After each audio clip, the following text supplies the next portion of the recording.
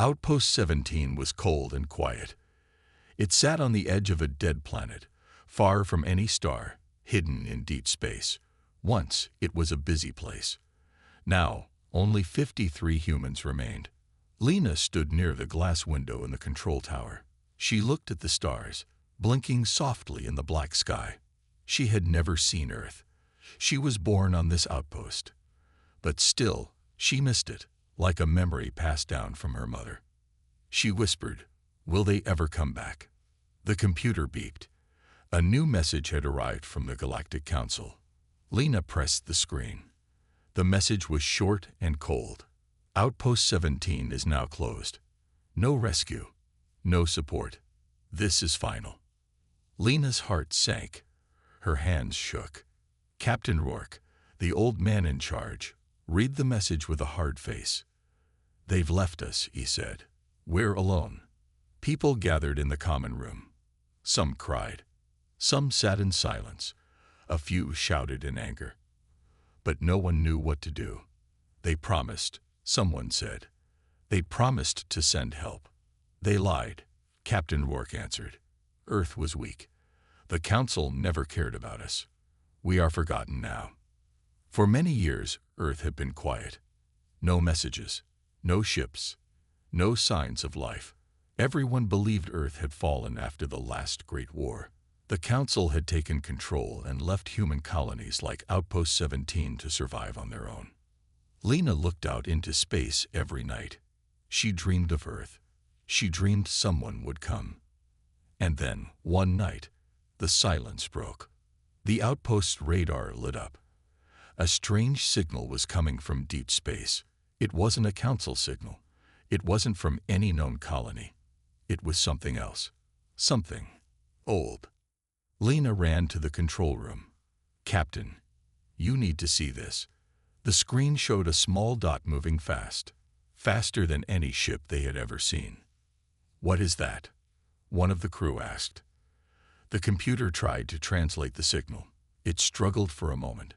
Then, a message appeared on the screen. "This is Earth War Fleet. Outpost 17. Do you copy?" Gasps filled the room. People stared in shock. "That's impossible," Captain Rourke said. "Earth has a war fleet." The message repeated. "This is Earth War Fleet. Outpost 17. Do you copy? We are inbound. Hold position." The crew looked at each other. Some were crying, some laughing, some just frozen. Lena felt tears in her eyes. "They came back," she whispered. "Earth came back." But something was strange. The signal was strong, too strong. It wasn't just one ship. It was many. And the signal, it was cold, military. No warmth, no joy, just power. "Sir," a tech officer said, "these ships, they're not from the past. This is new tech. Advanced, more than anything the Council has." Rourke narrowed his eyes. Then Earth didn't die. It prepared. The radar zoomed in. The fleet was massive, long, sharp ships, black steel, no lights, no markings, except one. A red symbol burned into every hull. It was Earth's old war symbol, a cracked planet held by two hands of fire. No one had used that symbol in over 70 years. Why would Earth come now? Someone asked. After all this time. Lena didn't answer. She couldn't. She just watched as the dark ships got closer. The outpost was silent again, but this time it wasn't from loneliness. It was fear. Then the speaker crackled. A voice came through, deep and strong. "This is Captain Drax of the Earth War Fleet. We heard your silence. We heard your call. We are here. Do not be afraid." Lena closed her eyes. Something in that voice. It wasn't kind. It wasn't cruel either. It was cold, empty. "What does Earth want?" she asked out loud. Captain Rourke answered slowly. "Maybe they want what was taken from them." As the ships approached, the outpost lights dimmed. Everyone waited. No one moved. And far away, in a hidden corner of the outpost, a small alien device sent out a signal. It was a spy beacon, and the message it sent was clear. Earth is back, and they are not the same. The Earth war fleet moved like shadows through space, silent, large, and full of purpose. Every ship was covered in black armor. No colors, no names, only one red mark, the symbol of a cracked planet held by fire. Outpost 17 watched in fear and wonder. No one spoke as the fleet came closer.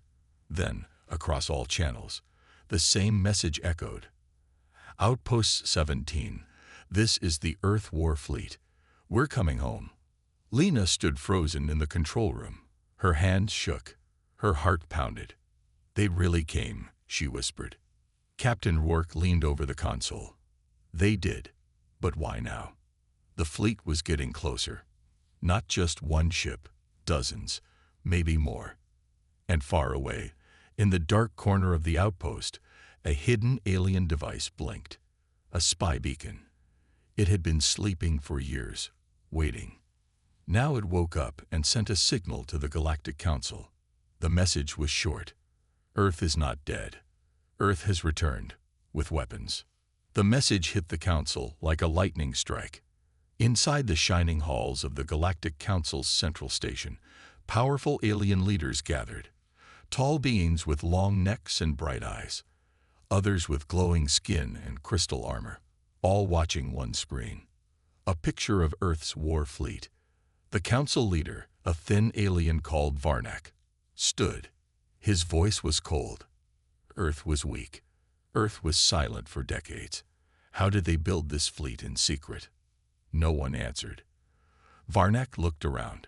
If Earth has ships like these, what else do they have? Another alien, General Kor, slammed his fist on the table. We must destroy them now, before their power spreads. But they helped the colony, said one soft-voiced alien. They rescued humans left behind. Varnak turned. They did not rescue. They claimed, Earth does not return as a friend. They come to take back what they lost. And across the galaxy, the news spread fast. Earth is back. Some humans cheered. Some were scared. Aliens remembered the old wars, when humans fought with fire and madness, when Earth lost but never gave up. Many feared what the new Earth might do. Back on Outpost 17, Lena stood at the edge of the landing bay. The first ship touched down. Its doors opened with a hiss. Soldiers stepped out, tall, strong, wearing black armor. Their faces were calm but cold. No smiles, no fear. And then came their leader, Captain Drax. His face was pale, with sharp eyes and a voice like steel. I am here to take you home, he said. Captain Rourke nodded slowly. We thought Earth was gone. Earth survived, Drax said. While the galaxy looked away, we rebuilt. In silence, in darkness, we remembered everything. Lena stepped forward. Why did no one answer our calls for so many years? Drax looked at her. Because Earth had nothing left to give. We were broken, but we rebuilt. And now, we are ready. Lena noticed something strange. The soldiers didn't talk. They didn't look around. They followed orders perfectly, like machines. What happened to Earth? She asked. Drax replied, Earth became what it had to be. As the humans from the outpost boarded the ships, they saw more of the fleet. Warships, drones, factories floating in space. Earth had built everything again, but stronger, darker. Lena stood inside the flagship, Iron Resolve.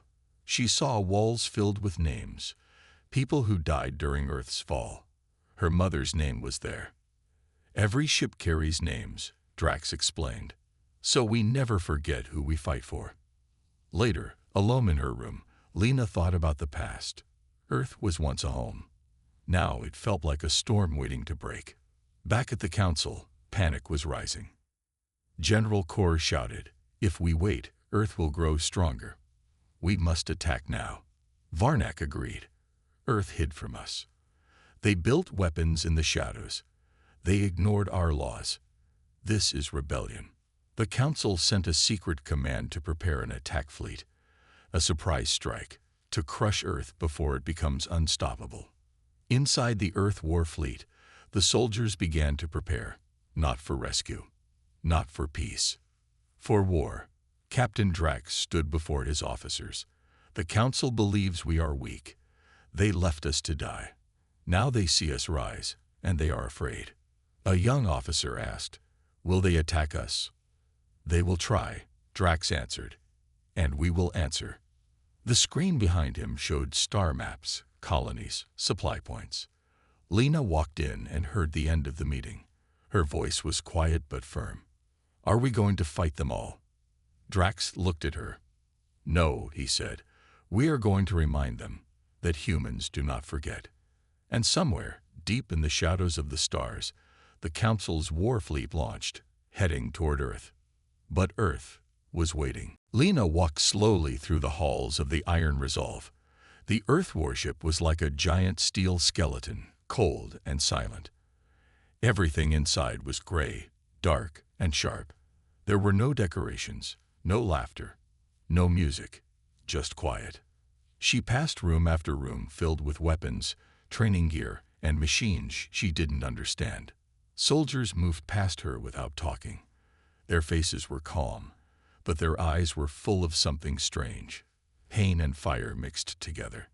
Lena reached a long hallway with names written on both walls. Thousands of names. At the end of the hall, she found a small metal plate. On it were 5 names. She recognized one. Mira Avon, Mother. Her breath caught. Her mother had died waiting for rescue on a broken colony. Earth had promised to send help, but no ship ever came. Captain Drax's voice came from behind. "This hallway is called the Price. Every soldier walks through it before battle." Lena didn't turn around. "You remember all of them." "We must," he said. "That's what made us strong." She looked at him. "Is that why Earth returned? For revenge?" Drax's eyes didn't blink. "Earth returned because we were forgotten. Now, no one will forget us again." Back in the command center, the officers prepared for a mission. The fleet was heading to Colony 9, another human outpost left behind by the Council decades ago. Drax gave orders. "If survivors are there, we bring them back. If not, we take what remains." Lena joined the team. She wanted to see more. She wanted to understand what Earth had become. The ship dropped out of light speed near Colony 9. The planet below was dark and broken. Huge cracks ran across its surface. The cities were ruins. The landing team stepped onto the ground in silence. Black clouds hung above them. Buildings were half buried in dust. Then they heard a sound. A small cry. Lena ran toward it and found a child hiding under a broken vehicle. The girl was thin and scared. Her name was Juna. She had been hiding for days. Others came out too, tired, sick, weak. Over 50 people had survived here, with no food, no medicine, and no hope. When they saw the symbol of Earth, some cried, some screamed in joy. "We thought you left us forever," an old man whispered, "but you came." Lena looked at them and felt something burn in her chest. Anger, sadness, pride. They brought the survivors aboard. But as they left, one of the Earth soldiers looked back at the ruins and said, "This is what they did to us. This is why we fight." On the way back to the fleet, Lena stood with Drax in the observation room. "You saved them," she said. "We saved some," Drax replied. "Too many others were lost." Lena asked the question that had been in her heart since this all began. What happened to Earth? Drax didn't speak for a long time. Then he said quietly, "After the last war, the Council left us. Cities were burning. Skies were black. We had no food, no air, no power. Billions died. The ones who lived had to make a choice. Die like sheep or rise like wolves." Lena looked at him. "You chose war." "No," he said. "We chose survival. But survival cost us our soul. She felt cold. We built underground. We found old tech. We created new weapons. We trained children to fight. We remembered who hurt us. And we made sure we would never be weak again. Meanwhile, the Galactic Council's war fleet was almost ready. Massive alien ships filled the stars. General Kor stood at the front, pointing to the star map. "We strike here, near Mars," he said, "before Earth's fleet grows any larger." They plan to destroy Earth's moon bases, then move on to the planet itself. But what they didn't know was that Earth had already prepared. Back in the Earth fleet, a captured alien spy was brought before Drax. The alien shook with fear. "Please, I was only sent to watch. I didn't mean harm." Drax's voice was calm. "You sent a signal to the Council. You told them we're back." The alien nodded. They will come for you. They will destroy you." Drax leaned closer. "Let them come." Lena watched it all. Her heart was heavy. She asked Drax, "Is there no way to avoid this war?" He looked at her, his face like stone. "There was. Long ago, when they left us to die." That night, Lena sat alone and wrote in her journal, "I was born on a lonely outpost. I grew up thinking Earth was a legend. Now I see the truth. Earth is alive. But it has changed. It's colder, harder, stronger. We are not the same people we were. The Council should be afraid, because we remember everything." Outside, the fleet moved through space like a wave of shadows. And behind them, Earth turned slowly in the distance, waiting, burning, ready. The stars were quiet, but everyone in Earth's war fleet knew what was coming. They didn't speak much. They just worked, checking weapons, scanning radar, and preparing for war. Lena sat in her room aboard the Iron Resolve. She looked at the stars and held her mother's necklace tight in her hand. Her heart was heavy. She had seen Earth's strength. She had seen its pain. But now she would see something else. War. Captain Drax stood in the command room. His officers waited. A small red light blinked on the screen. "Incoming message," one soldier said. The signal came from deep space, from one of Earth's scout drones near Mars. The screen flashed with the image.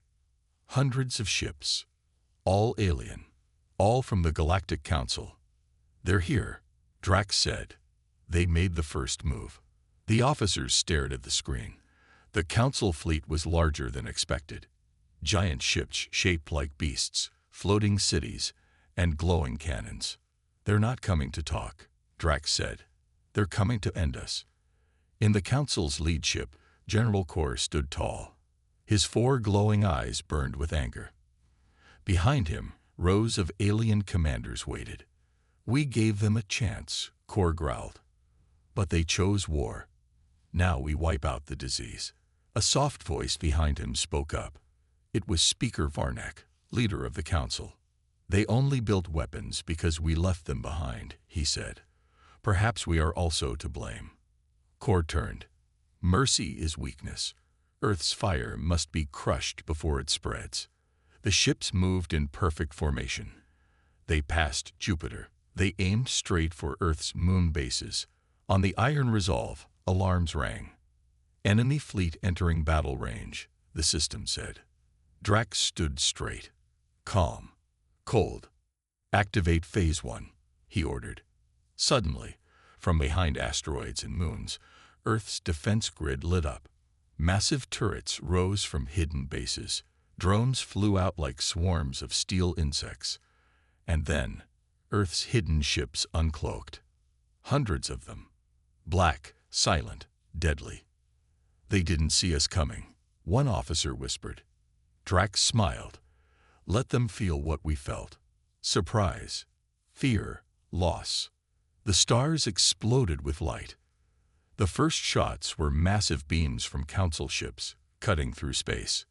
Earth's turrets answered with railguns and missiles. Explosions filled the void.